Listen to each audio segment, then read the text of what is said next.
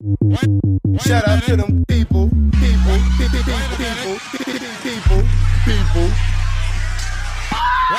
You can catch me. 수요일 저녁에는 농구 이야기 나누고 있죠. 다양한 농구 이야기를 전하는 주간 농구 시간입니다. 손대범 농구 전문 기자, 조현일 해설위원, 배우 겸 해설위원인 박재민 씨와 함께합니다. 어서 오세요. 안녕하세요. 반갑습니다. 처음 뵙겠습니다. 반갑습니다. 이야. 저희 이제 개편을 맞이해서 반갑습니다. 격하게 환영합니다. 네. 또 휴가 가셨다고 이렇게. 저희도 좀 이제 좀 정체기를 벗어나서 좀 더 반등을 해야 되지 않겠습니까? 그렇죠. 네. 고인물들 싹싹 또 이제 바꿔줘야죠. 네, 선배님 저는 아무 말도 안 했습니다. 네, 오늘 잘 부탁드리겠습니다. 오늘 농구계 이슈가 좀 많은 날이에요. 일단 깜짝 놀랄만한 농구 소식부터 이야기 나눠보겠습니다.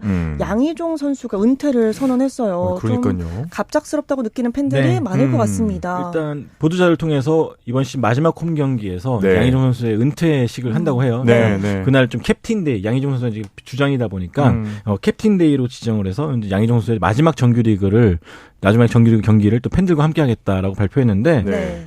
굉장히 좀 갑작스럽긴 하죠. 그래서 많은 팬들이 벌써부터 놀라기도 하고 그래서 어떻게 양희종 선수가 빠지면 어떻게 되냐 뭐 그런 걱정도 많은 걸로 알고 있습니다. 네. 근데 양희종 선수가 사실 저희가 생각해 보면은 언제부터 제가 양희종 선수를 봤나요? 주로 연세대학교 이제 농구부 때부터 봤는데 84년생입니다. 네. 우리 나이로 이제 40이면은 사실 언제 은퇴도 이상하지는 않은데 워낙 또 체력 관리를 잘하고 또 퍼포먼스가 또 꾸준했던 선수 또 원클랩맨이기 때문에 팬들 입장에서는 그래도 아쉬운 마음에 한 해 더 봤으면 좋겠다 이런 마음이 네. 좀 있는 거죠. 네. 또 특히 이번 시즌에는 뭐 중간에 투입돼가지고 경기 흐름을 바꿔놓은 게 굉장히 많았어요. 맞아요. 그래서 저를 보면서 한 두세 시즌 더 뛰어도 되겠다라고 생각했었는데 그렇죠. 네, 은퇴를 발표한다니까 애도 그러니까요. 둘인데 아. 네, 약간 걱정은 되더라고요. 네, 근데 아까 짧게 얘기해 주시긴 했지만 양희종 선수가 정말 요즘 보기 힘든 원클럽 맨이에요. 네. 그렇죠. 네, 17년 동안 안양에서만 뛰었습니다. 네. 이제 KTNG에서 커리어를 시작했고, 그리고 현재 안양 KGC 시절까지 17년 동안 한 팀에서 뛰면서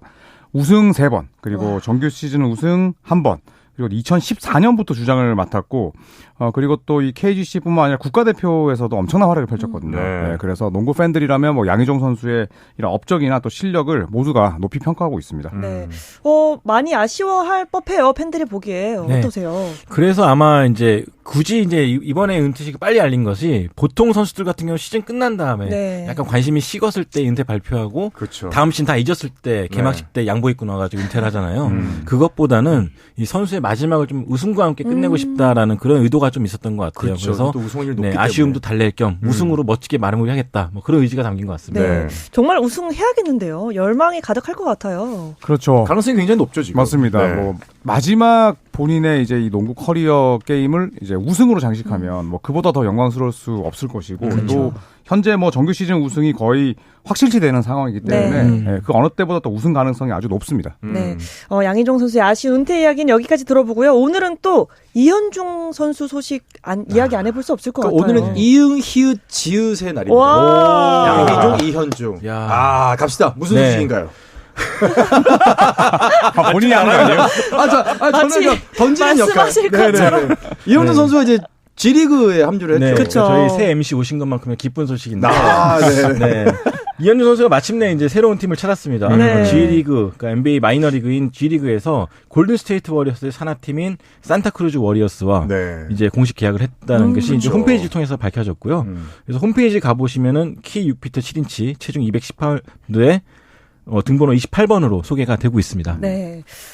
커리의 이 데이비슨 대학 후배로 알고 있는데 일단 골스사나 G리그라고 하니까 더 의미가 있게 다가와요. 네, 네. 그렇죠. 커리 커넥션이죠. 네, 스테픈 커리가 나왔던 대학이 데이비슨 대학인데 커리가 나오고 나서 또 단 한 명의 NBA 선수도 배출하지 못하고 있거든요. 그래서 이현중 선수가 그 두 번째 선수가 됐으면 좋겠고, 그리고 또 골든스테이트 산하의 이 산타크루즈 워리어스는 또 골든스테이트가 직접 아주 적극적으로 또 운영에 관여하는 구단이에요. 그렇죠. 네. 클레이 탐슨이나 제임스 와이즈먼도 컨디션 회복 차원에서 네. 또 가기도 했었고요. 그렇죠. 그래서 이현중 선수가 계속해서 이제 스테픈 커리와 함께 무언가 좀 커넥션이 지금 생기고 있는데 그렇죠. 꼭 NBA 무대를 또 밟았으면 좋겠네요. 네. 그러면 이렇게 G리그에서 좀 활약을 하는 선수들이 NBA에 입성하는 그런 방법, 수순은 어떻게 되나요? 일단 뭐 계약 형태에 따라 다른데 네. 그래도 G리그에서 활약을 하면은 NBA 팀도 한 번씩 콜업을 합니다. 그렇죠. 한 번씩 올라와 테스트 투웨이 계약을 해가지고. 네. 근데 이현중 선수 같은 경우는 올 시즌이 얼마 안 남았기 때문에 네. 그냥 단기 자유계약 선수로 들어갔어요. 네. 그래서 아마 이번 시즌은 내가 이렇게 잘 뛰는 선수다. 라는 걸 보여주는 것이고 네. 진짜 목표는 이제 여름에 있는 썸머리그, 그쵸. 썸머리그를 통해서 NBA 입성할 그 콜업이 계획을 되는 갖고 거죠. 있습니다. 그때 네. 좀 활약을 해서 네, 콜업되는 네. 걸 목표로 하고 있을 것 같습니다. 이현중 선수의 도전을 스포츠도 함께 응원하겠습니다. 아, 네. 이어서 경기 이야기를 하려고 보니까 KBL과 NBA 모두 경기 일정은 없더라고요. 아, 그래서 저희가 계속 이렇게 선수들 개개인의 소식을 전한 적이 많이 네. 없었는데 네. 경기가 없네요. 그러고 보니까. 네, NBA는 이제 올스타 휴식기고 네. 이게 이제 애덤 실버 총재가 오면서 NBA 올스타 휴식기가 좀 늘어났어요. 네. 그래서 2주 정도. 네, 열흘. 금요일에 재개되고요. 또 KBL은 이제 피바 A매치 주간입니다. 그래서 KBL도 지금 열리지 않으면서 모처럼 휴식기를 맞아서 네. 숨고르게 들어갔습니다. 네. 짧은 휴식기에 들어가면서 KBL이 좀 한가해 보이기도 하는데 막상 그 내용을 보면 그렇게 한가할 때가 아닌 것 같거든요. 그렇죠. 경기는 없지만 아마도 대부분 구단들이 훈련을 열심히 하고 있지 않을까 싶어요. 네. 왜냐면은 뭐 4강까지는 어느 정도 정해진 것 같지만 6강의 윤곽은 아직까지 안 정해졌거든요. 네. 특히나 뭐 6, 7, 8간의 승차가 얼마 안 나기 때문에 아마도 다들 칼을 가고 있지 않을까 싶습니다. 네. 그러면 팀 순위표 보고 좀 더 자세한 이야기 나눠볼게요. 손대범 위원께 네. 부탁드립니다. 일단 KGC 인삼공사는 33승 12패로 2위와의 격차를 좀 벌리면서 이제 매직 넘버를 세고 있습니다. 네. 언제 정규리그 우승 확정 짓냐가 좀 시간 문제 같고요. LG와 SK가 이제 한 게임 차로 또 한 게임 반 차로 경쟁을 하고 있고요. 울산 현대모비스가 그 뒤를 바싹 쫓고 있습니다.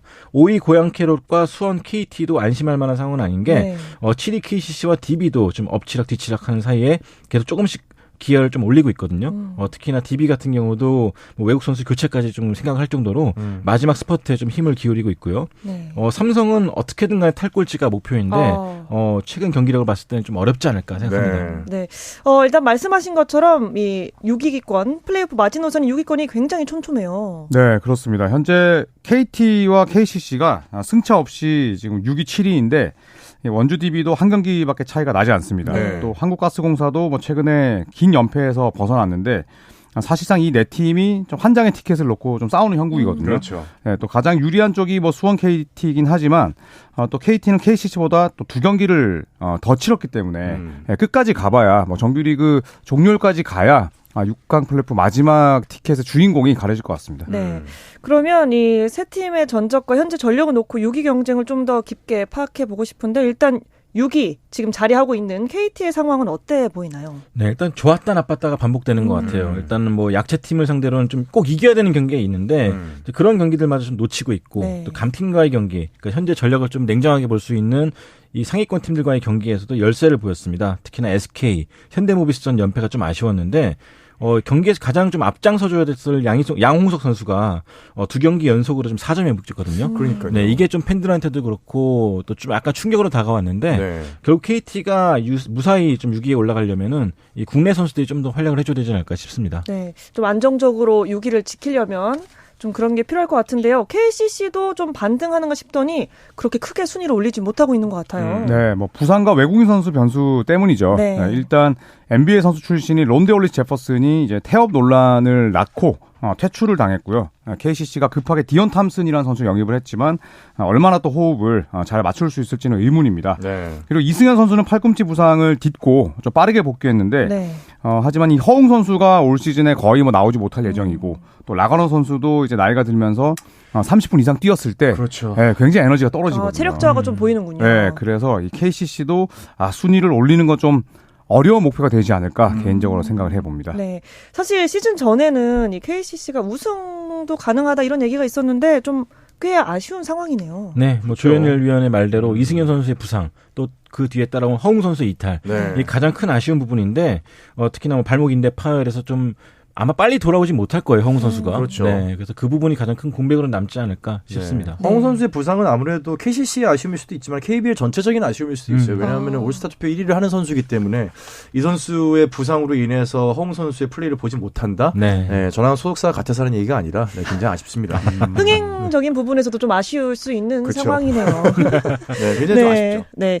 그렇다면 이 8위 원주 DB 현재 상황 어떻나요? 네, DB도 외국 선수 때문에 약간 골치가 아프죠. 네. 일단 드완 에르난데스를 대신해서 말콤 토마스가 영입해 왔는데 과거에 현대모비스에서 뛸 때 좀 젊고 좀 패기 넘치는 모습 보여서 기대를 많이 했지만 오랜만에 와서 그런지 굉장히 좀 무기력한 모습을 일관하고 있습니다. 네. 입단 후 치른 5경기에서 평균 4.2점. 이 정도면 거의 안 뛰는 게 도움이 되는 그렇죠. 수준인데 이렇다 네. 보니까 김주성 감독도 뛸 마음이 없어 보인다. 뭐 그런 실망스러운 말까지 할 정도로 약간은 좀 위태위태한 상황입니다. 결국엔 좀 외국 선수 교체 얘기 나오고 있는데 이 부분을 해결하지 못한다면은 6강도 좀 멀어지지 않을까 생각합니다. 네. 결국 과연 어떤 팀이 6위를 할 것인가 예측해보면 재밌을 것 같아요. 어떻게 생각하세요? 네. 저는 수원 KT가 사실 이번 정규 시즌에 아주 잘할 것이다. 네. 2위 이내에 들 것이다라고 아유. 예상을 라고 했기 때문에 예상하셨었죠. 뭐 끝까지 KT 책임지셔야죠. KT. 아, 책임론으로. 책임까지. 네, 다른 어떻게 분들은. 보시나요? 저는 글쎄요, 지금 경기 수가 KT가 더 많은데 승률이 지금 어쨌거나 높지 않은 걸 봐서는 오히려 2경기가 적은 KCC가 조금 더 유리할 수 있다. 좀 더 네. 교두보를 마련할 수 있지 않을까. KCC를 좀 기대를 하고 있습니다. 근데 사실 6, 7, 8위 팀 경기를 보면 네가 가라 6강. 그렇죠. 네, 그런 그런 느낌이에요. 분위기가 많이 서로 나오는데 보내주기. 그 휴식기 때 약간 좀 숙제를 해결한다라는 가정을 했을 때는 저는 그래도 KT가 좀 더 유리하지 않을까. 일단 네. KT 투표 나왔습니다. 네, 조현일 위원과 같은 곳을 가기 싫은데 아. 네, 냉정하게 봤을 때는 이례적인 현상입니다. 네, 그렇습니다. 모처럼 뜻이 맞았네요. 마지막에 누가 승리할지 궁금하네요. 좋습니다. 네, 이제 남은 경기 하나하나가 좀 중요한 상황이 됐는데 일단 짧은 휴식기를 마치고 일정을 가장 먼저 시작하는 건 KCC예요. 그렇죠? 네, 그렇습니다. 오늘 23일 SK를 홈으로 불러드리는데 지금 SK가 2월에 정말 죽음의 일정을 보내고 있는데 네. 너무나 잘해주고 있거든요. 네, 그러니까요. 네, 그래서 이 경기도 좀 부담스럽고 주말에는 DB를 만나는데 이 DB와의 경기에서 두경민 선수가 더 복귀할 가능성이 있거든요. 오. 네, 그렇기 때문에 사실 뭐 SK전은 그렇다 치더라도 직접적으로 순위 싸움을 펼치는 DB전은 뭐 KCC 입장에서는 사생결단의 마음으로 네, 나서야 되지 않을까 싶습니다. 이거 지면은 정말로 위태하죠. 그렇죠. 네. 네. 그런데 이 플레이오프 관련해서 변수가 하나 있잖아요. 아하. 네. 일단 고양 캐롯 문제가 아직 남았어요. 그렇죠. 그렇죠. 역시나 캐롯이 시즌 초반부터 아주 뜨거운 화두인데 캐롯이 이제 가입비 KBL에 내야 될 가입비를 내지 못할 경우 네. 3월 30일까지 내지 못할 경우에는 아무리 플레이오프에 올라갈 자격이 얻는다 그래도 더 이제 플레이오프를 뛸 수가 없습니다. 네. 네, 일단 KBL 쪽에서 공식적으로 발표를 했기 때문에 네. 사실 사상 최초로 이런 일이 일어나는 거거든요. 만약에 그렇게 그러니까요. 된다면은. 그럼 6강 플레이오프의 6위가 아닌 7위가 올라가는 네. 초유의 사태가. 그래서 내심 7위까지 기대하는 팀들도 있긴 있어요. 그렇죠. 얘기를 들어보면은. 기대하는 팀이 아마 9위 한국가스공사가 아닐까 싶은데 어쨌든 희망이 있다는 얘기네요. 네. 그렇죠. 네, 9연패 이후에 지금 연승 달리고 있고 그리고 또 KCC와 홈 경기를 승리로 장식하면서 또 희망이 살아났습니다. 네. 네, 그리고 또 유도훈 감독도 뭐 어쨌든 정규리그 통산 400승을 달성을 했는데 7위를 놓고 정말 경쟁하는 뭐 약간은 좀 웃지 못할 상황이 그러니까요. 펼쳐질 수도 있지만 약간의 희망이라도 있다면 또 봄농구를 위해서 최선을 다한 한국가스공사의 선전도 기대해봐도 좋을 것 같습니다. 네. 그러면 이 한국가스공사는 자력으로 플레이오프 진출은 거의 불가능한 건가요? 그렇죠. 이 사이에 뭐 세 팀이나 있기 때문에 네. 이 세 팀이 극도로 부진하고 다 져주고. 가스공사가 뭐 남은 경기에서 한 다 1패, 이기고. 2패 정도만 해야 되기 때문에 사실상 어렵지만 7위로서 플레이오프에 갈지도 모를 일이죠. 네. 그렇죠. 네. 남자 프로농구 소식은 여기까지 들어보고요. 여자 프로농구로 한번 넘어가 보겠습니다. 일단 여자 프로농구도 이미 우승을 확정지은 우리은행을 제외하고 역대급 순위 싸움이 진행되고 있죠. 네, 보통 6라운드면은 순위가 다 결정돼가지고 약간 좀 싱겁게 가는 경우가 많아요. 네. 식스맨들도 많이 나오고. 네. 근데 지금은 그럴 수가 없는 게 물론 이제 플레이오프 진출 4팀은 가려졌지만 2, 3, 4위가 결정이 안 됐습니다. 네. 아시다시피 4위 팀은 1위 우리은행과 플레이오프를 시작해야 되는데 그렇게 4위가 안 되기 위해서 모든 팀들이 좀 안간힘을 다하고 있습니다. 네. 그래서 오늘 마침 이제 BNK 썸이 우리은행을 상대했었는데 BNK 썸 역시나 좀 4위로 안 가려면은 어떻게든 승수를 쌓아야 되는 상황이거든요. 네. 야, 우리는 무섭긴 무서워요. 그래서 아마 네. 다들 2위나 3위를 하기 위해서 좀 남은 라운드도 좀 애쓰지 않을까 싶네요. 이름은 우리은행인데 거의 전력은 남해은행이에요. 뭐 무섭습니다 정말로. 파죽지세입니다. 네, 결국에는 우리은행을 피하기 위해서 4위는 절대 하면 안 된다. 네. 그렇죠. 이런 얘기네요. 네, 맞습니다. 네, 그래서 오늘 경기가 중요한데 일단 BNK와 우리은행의 경기였어요. 네. 이 경기가 끝이 났죠, 네. 지금. BNK 썸이 72대 60으로 승리를 거뒀습니다. 네. 사실 BNK 썸이 마지막으로 아산에서 이긴 게 2021년이었거든요. 그래서 오늘도 약간 좀 위험하지 않을까 생각했는데 다행히 젊은 안혜지 선수를 중심으로 이 젊은 선수들 맹활약해준 덕분에 네. 또 난적을 이기고 승수를 쌓게 됐습니다. 네. 네. 근데 현재 세 팀의 전적이 완전히 똑같이 끝날 가능성도 있긴 있죠. 그렇죠. 네. 오늘 BNK 썸이 이기면서 이제 신한은행 에스버드와 똑같이 15승 12패고 네. 2위인 삼성생명이 16승 11패니까 한 경기 차이밖에 안 되거든요. 네. 네, 그래서 이 여자 프로농구 정규리그 30경기이기 때문에 똑같은 성적으로 끝날 수도 있어요. 네, 이렇게 됐을 때는 상대 전적에서 앞선 팀이 무조건 위로 갑니다. 네, 단 이 잔일 경기가 또 가장 많이 남은 팀들이 좀 불리할 수도 있는데 또 삼성생명, 신한은행, BNK 썸이 공교롭게도 딱 3게임씩 남아있거든요. 네, 그래서 이 KBL 역사에 남을 만한 2위부터 4위까지의 순위 싸움이 펼쳐질 가능성이 높습니다. 네. 굉장히 재미있게 볼 수 있을 네. 것 같습니다. 이어서 후반기를 준비하고 있는 NBA 이야기도 자세히 나누겠습니다. 그 전에 잠깐 쉬었다 올게요. 감동의 순간을 즐기는 시간. KBS 1라디오 스포츠.